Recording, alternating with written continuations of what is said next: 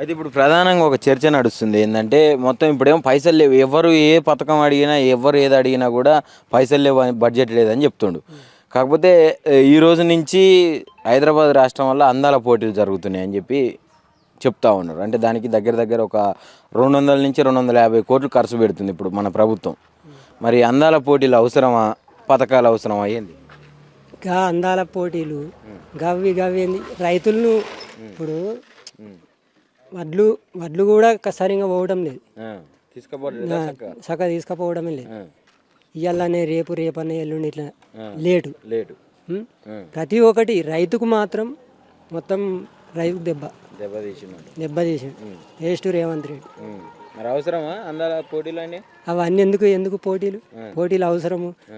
అన్ని గా 200 కోట్ల 200 కోట్ల అంటే 200 కోట్లు అవి అవసరమా?